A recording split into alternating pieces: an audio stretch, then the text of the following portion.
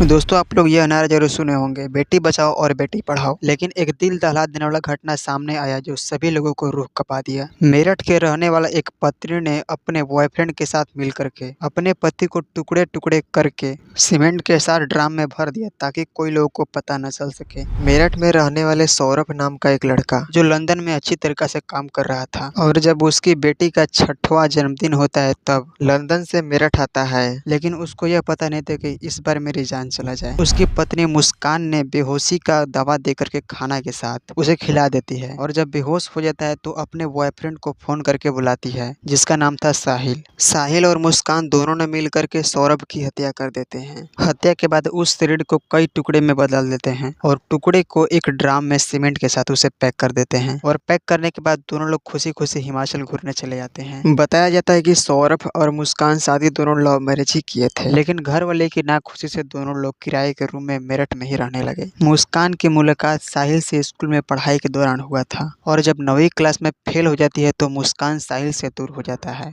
और मुस्कान के जिंदगी में एक नया लड़का आता है जिसका नाम है सौरभ। धीरे धीरे सौरभ से दोस्ती होता है और वह दोस्ती प्यार में बदल जाता है, और प्यार इतना करती है कि सौरभ से शादी करने के लिए तैयार हो जाती है। और मुस्कान अपने माता पिता को भी बताती है कि मैं सौरभ से प्यार करता हूँ, तो मुस्कान के माता पिता मान जाते हैं और उसे शादी कराने के लिए राजी हो जाते हैं, और फिर दोनों लोग की शादी हो जाती है। उसके बाद दोनों लोग किराए के रूम में ही मेरठ में रहने लगते हैं, और फिर कुछ दिनों के बाद सौरभ फिर से कमाने के लिए लंदन में निकल जाता है। उसके बाद मुस्कान और साहिल के दोनों की मुलाकात आपस में होते रहता था। मेरठ के मकान मालिक ने भी बताया कि 2021 में जब सौरभ को पता चला कि साहिल के साथ मुस्कान का चक्कर है तो सौरभ ने तलाक के लिए अदालत में अर्जी भी लगाया, लेकिन मुस्कान ने सौरभ को बहला फुसला करके बोला कि न कभी साहिल से मिलेंगे और न कभी बात करेंगे। सौरभ फिर से एक बार मौका दे देता है। फिर कुछ दिनों के बाद मामला शांत हो जाता है। जब मामला शांत हो जाता है तो फिर से सौरभ लंदन कमाने के लिए निकल जाता है, लेकिन फिर कुछ दिनों के बाद साहिल और मुस्कान की मुलाकात होने लगता है, और 24 फरवरी के दिन सौरभ अपनी बेटी के जन्मदिन के लिए